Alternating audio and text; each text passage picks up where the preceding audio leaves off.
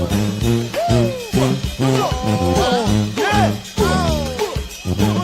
out there now. 2001, baby. Cleveland in the house. Yes, sir. Come on.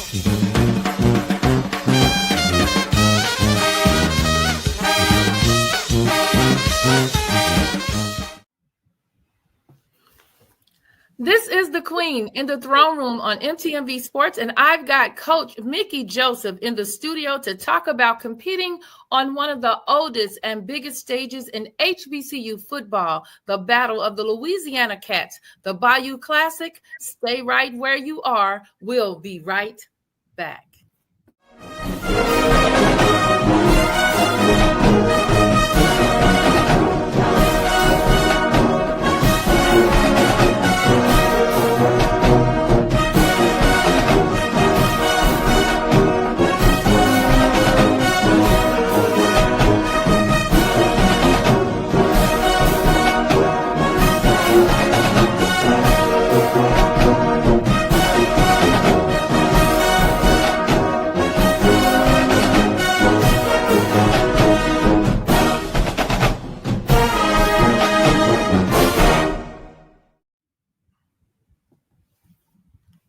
Hi, this is the Queen, and I want to welcome Coach Mickey Joseph back to the throne room. It's Bayou Classic Week, one of the biggest stages in HBCU football, rich with tradition, culture, history, and emotion. Grambling versus Southern in New Orleans.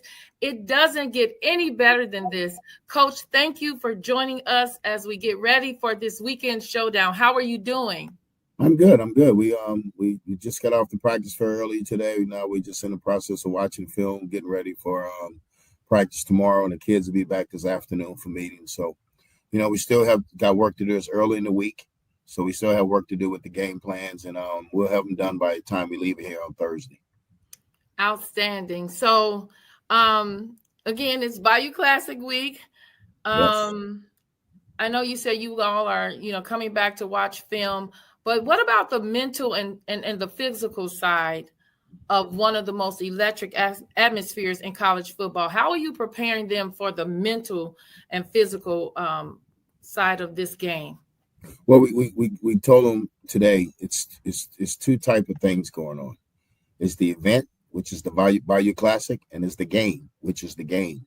We're going for the game. We're not going for the event. So don't think you're going to partake in Battle of the Bands, step show, your family. We kind of moved them out the city, so they're not to have them in the middle of the city. I know a lot of people are not happy about that, but I got to do what's best for this team to try to win this football game. People say, "Oh, people did it in the past." Well, this is a different team. This is not the past, So I got to do what's best for this team. So we're gonna stay a little ways away and try to just see if we can keep them focused on the game. And I think they're gonna be able to do that for where we're staying at.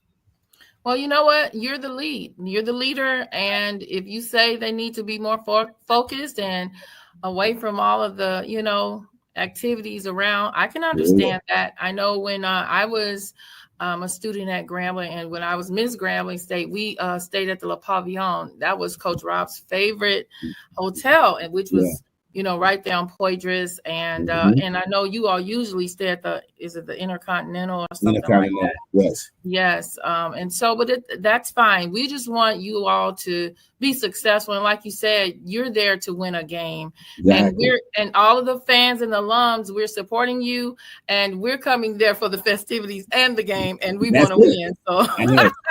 But like I told the kids, y'all have earned that right. Y'all Grambling, y'all alumni, and you earned that right. And they're gonna have a chance to do it. Once they finish playing here, then they're gonna have a chance to do it. But always have come back and say, my last year we won the Bayou Classic. We hadn't won the Bayou Classic in like 3 or 4 years. So it's time to break the chain. So why not this team break the chain? Break the chain, Coach. We are tired of losing as alums and fans, and so this would be good. And we all heard you at the Bayou Classic press conference saying that records go out of the door, out of the window. Gone. And some people are saying, oh, we're gonna do this or that to Southern because they're 0-7. But like you said, they're a good football team. They've had some injuries, they've had a coaching change, they've had some problems over there, but it doesn't mean that they won't come prepared to try to beat the Tigers and keep that winning streak on. And we did it to them. I think a few years back, we had a losing season and we beat them in the Bayou Classic, right? Yes. And so that's how it is at the Bayou Classic. So let me ask you this. The game is being played just minutes, from where you grew up, your home. What does it mean to you personally to lead Grambling into this matchup so close to where your journey began? What's my second year as a head coach, going into this game.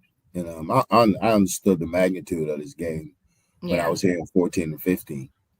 So we understand that we got to make sure that our boys are in good mental shape. Like they're ready to go. They understand that this is what you need to focus on is the game. So we're going to focus on just winning the game. But by me being close to home, our family, they understand. They do. We all in the profession. They know we don't get down like that. They know I'm there for business. And, when it's time for family, we'll take time for family. But right now, my family will enjoy each other. They know after the game on Saturday night, I'll get with them. Win or lose, I'll get with them because at the end of the day, we have a strong family ties. But right now, I'm not to be really. My mom won't let anybody mess with me anyway. Okay, she's the gatekeeper. Yeah, keep your distance. Okay. So she's sending her pastor to chapel to come to chapel Friday night, and I told him, I said he's probably at ops, to figure out who's over. But it's good, so we're gonna have our regular routine, but my family understands that I'm there for business and not to entertain the family. I do enough of that entertaining when I'm not coaching. Let me ask you this. You talk about your brothers all the time. Will they be attending the Bayou Classic? Your children? I think last year you told me you had 5 or 6 children? Six. You have 6 children. Mm-hmm. Are your children going to be there? Are your brothers going to be there? Who's all coming to support you?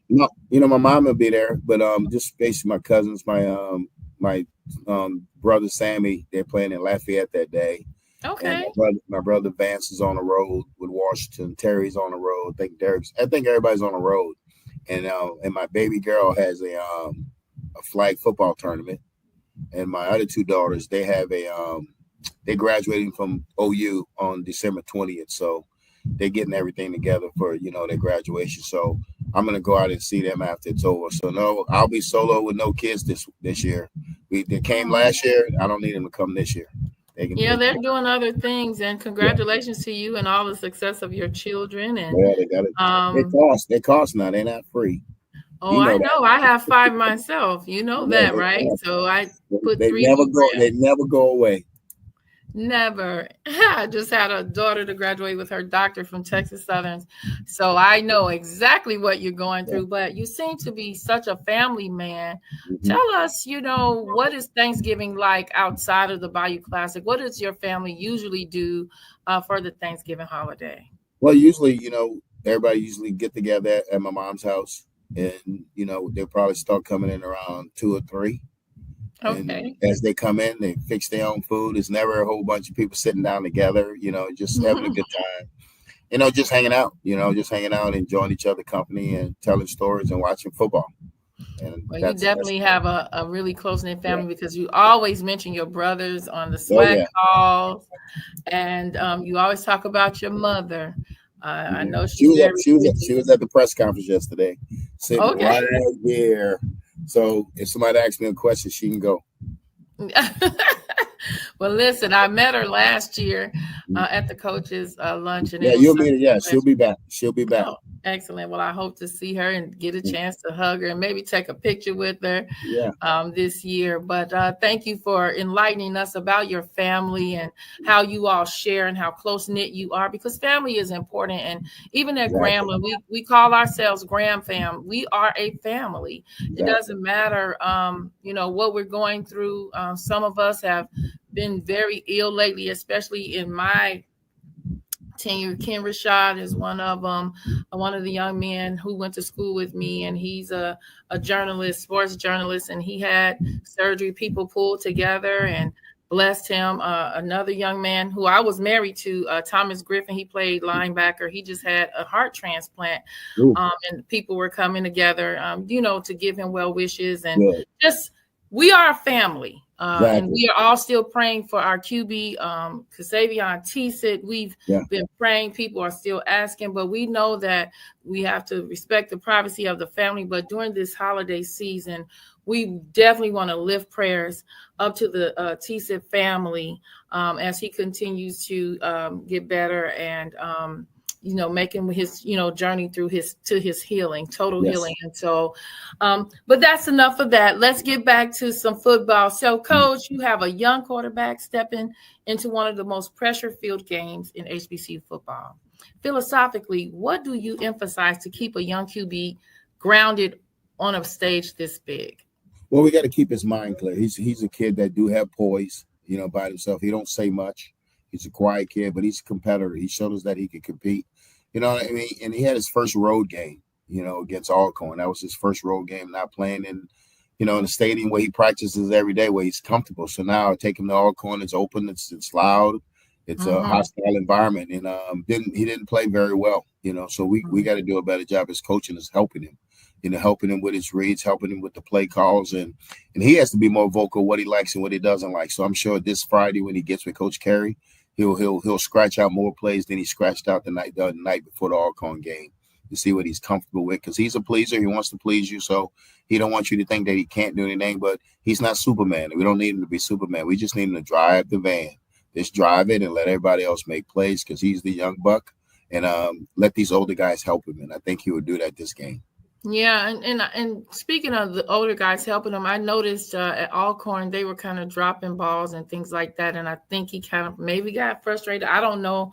I wasn't on the field. I don't know if he was throwing too late or too early or what have you. But it seems like at one time, I think in the first half, we were kind of dropping a lot of balls.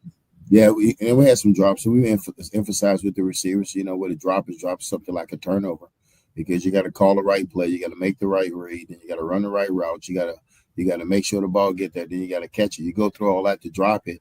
Then we're going to look at it. We look at it as a turnover in here. So, and it was little things, we don't never around here say, hey, you got to make that catch. Well, they know they got to make that catch. Why they didn't make that catch? Where were your eyes? Where were your hands? Where were your feet? So when you say, oh, you got to make that catch, that's not a smart response to that. Okay, tell him why, hey, you got to fix your hands. Get your hands on, get your eyes on the ball. So we try to do more coaching with drops, and I have some things called good drops and bad drops. A good drop is when your eyes on it and you see it fall, and the bad drop is when you got your eyes away from it. So we always do that, and Reggie does a great job of just coming back and working with them, and making sure that it doesn't happen again. But they was just trying to get up the field, and I always tell them like this: take the game. If it's a 12-yard game, take the game, because you drop it, it's not a 12-yard game. If you take the game and fall down, that's fine with me. Just make the catch. But make the catch because your hands have got to be right and your eyes have got to be right. Yeah, and I was just concerned about that. I was like, what was going on? I didn't know if it was the sun, maybe. Well, we had one with the sun, but we have a thing around here also, catch the sun. And we talked to him about the sun. So it's not like we don't coach that stuff. I mean, I can't do anything with the sun being a year. Major League Baseball players play almost 100 games out in the sun. And they put that glove up there and they block that sun, and it comes at the last minute. And that's what you got to do. You got to open up your eyes, look through the sun, and when the ball get there, squeeze. It sounds simple, but if you work on it, it becomes simple. Outstanding. And guess what? Everything you said is right. And it helps to put into words, I think, what a lot of us were wondering, you know what I'm saying? Yeah. What's really going on? I mean, because these guys have been catching all season, and it was like, wow. But, we made it out of there. We didn't make it out with the win, but yes. You know what? They fought hard, though. They really fought hard. And I think you told me there were how many freshmen were on the field? 9 out of 11 at one point. Not freshmen and sophomores. It was 9 out of 11. With two seniors. And so the future's bright around here. And even a game like that, when we went up 16-14, you just got to get one stop. You just actually going to get one stop. In some type of way, you got to dig deep, and we had a pass interference call that we wasn't happy about, but we can't change that. Just get one stop. You get one stop, we're good. Well, one thing about your coaching, you coach very, very smart, and where they can reach it. even if they don't, especially in a situation like this with Benoit, being new to everything. Yes. I think he's going to do well, but that's a sign that you're a really, really good teacher. And I enjoy, listening to you about how you go about teaching and explaining things to him and your other players as well.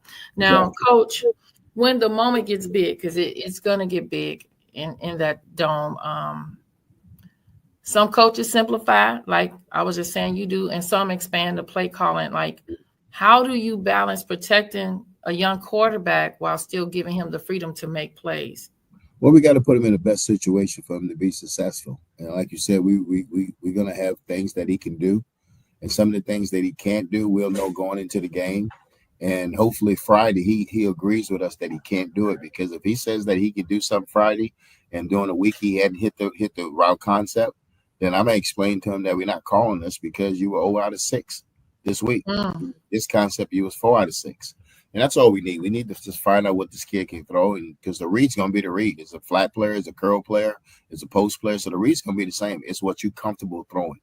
And he'll let us know that he's comfortable throwing, try to move the pocket with him, to make sure that he's comfortable. We want to put him in the best situation to be successful. And I think Coach Carey, people, don't understand that he's a quarterback coach. He's playing his full quarterback. And I told him, I said, you my coach of the year, because your standards hadn't dropped in that room because you got to your fourth guy. You still coach him hard. You still expect the best out of him. But that's anybody who's in his 105. When you go out there, we expect you to do a job. It doesn't matter that you're the fourth string corner. We expect you go out there to do a job. And if you don't do it, then you're going to hear about it, and we're going to talk to you how we can help you. Yes, and hats off to your QB coach again. What's his name again? Sharon Carey. Sharon, yeah. Yes, outstanding, Coach Carey, and we're expecting you to finish the job. That's the thing, man. Just going in this game and one of our things, words in here is focus and finish. We want to give us your focus, and we want you to finish. And I do think feeling good about that's what they would do. Absolutely. Now let's talk about physicality and tempo. Southern always brings like physicality and pride into this game. What are the key identity points you want Grambling to show early in the matchup? Well, I think they have to. We have to dominate both sides of the line of scrimmage. You got to do both. So I think once we do that, then you put your foot down and say, okay, we're going to be physical. But I think our team's a physical football team. But we got to bring it every play because they are a physical football team. That's in the DNA with some of these kids in Louisiana. That they're going to be physical. So we want to have that physicality going, but we also want the mental part. Because this is going to be a game that if you make a whole bunch of missed assignments, mental errors, you're not going to win this game. So we got to try to make sure the mental part, because we know when we get to the party, we're going to hit you. But we got to make sure we're in the right place at the right time. Yeah, and speaking of, just being in the game, the Bayou Classic usually comes down to a handful of critical plays, right? Mm-hmm. Yes. So what has been your emphasis this week and even last week during the bye week regarding execution and pressure situations? One play at a time. Just win this play. And if you don't win this play, win the next play. Because you got to make sure you win some of the battles so you can win the war. So it's going to be some battles, going to be some one-on-ones. Make sure you win your one-on-ones. But maximum effort, relentless effort, every play, and let that guy know this is going to be a long day. And then just battle it. Like because Rob said something like this, let them know, hit them hard, let them know it's a man standing in front of you, right? Yeah. But before we go, I wanted to ask you a couple of questions, kind of fun questions. Now, everyone has a favorite Bayou Classic memory, whether it's the band, the fans, or the atmosphere. What's one Bayou Classic moment from your life as a player, coach, or fan that still gives you chills? Well, I think my first year, we were down like 31-7 or 31-14. And we stormed all the way back. And I think we threw the deep ball. I think Dooley called it like 30-some times. And I mean, that's my first Bayou Classic. And the big memory was the good food that they had in the press box. Yeah, red Yes. beans, gumbo, chicken strips, shrimp, You catfish. must have gone to the bunker or something. I know they had it in our in our boot. You Oh, know where you were we up, at? up. I forgot. Yeah, Yeah, you 'cause were I was up in the boot and Dooley was on the field, and I was like, I was talking to them, they was talking to me. I was like, man, they got food up here, you know. So that was one of my good memories. But that was good, and that's when I knew, that this is a big time game when you see it rocking like that. Oh yes, it's a wonderful feeling. Just being in the Superdome. But look, be, speaking of food, tell us what is your game day meal going to be to prepare to beat the Southern Jaguars. I want to know what you're eating prior to the game. Oh, we normally eat the same stuff on Fridays. We usually eat grilled steaks, Mm. chicken, grilled catfish, mashed potatoes, green beans. But on Thursday, the kids don't eat traditional Thanksgiving food. They eat fried catfish, fried fish, gumbo, mac and cheese. Guess what? That's what we're having tomorrow here in Yeah, Chicago. We're doing the same thing. yeah. So so they don't eat traditional food, and then Friday we'll get back to our normal routine, and then Saturday before the game, usually it's the spaghetti. It's early, so it's probably gonna have some breakfast stuff out there also because the game's at 1 o'clock. So just the normal spaghetti, the chicken, the green beans, grits, Well, let's say bacon, eggs. you're gonna throw down Yeah. We before you. usually feed them pretty good. They usually, George Stubbs and Reggie Nelson usually do a pretty good job with the menu. Well, it sounds like you're gonna be ready. I'm ready to get some Deanies over there. I forget what street it's on, but that's the tradition for my family that comes to the game. Well, do And y'all go by the one back at Esplanade, I don't back know by the where that water? is. I don't And, know, Coach. I'm and oh, not from New Orleans. oh yeah, I don't know if y'all went to the one in Old Metairie. That's back by the No, I water. go to the one like that's not far off of Poitras or Oh, whatever. okay, you go to the one downtown. Down, yeah, I stay Okay, in those parts, but you got to tell me like where to go offline. You got to give me the hookup so that my okay. sister and my daughter and we can go and eat some real food. I do have my brother Sean Burris, who was a QB many years I ago. grew I Uh, grew up I grew up with Sean. oh, that's right. You Hmm. guys used to play against each other, And so Nate that's like one Singleton. of my bestest friends in the whole world. Yeah, Nate Yeah. Singleton. I grew up with those Kennedy High Oh my School. goodness. Yeah. We played each other from little league all the way through high school. That's what he told me. I forgot all about that. Oh, Sean Wow. B, baby.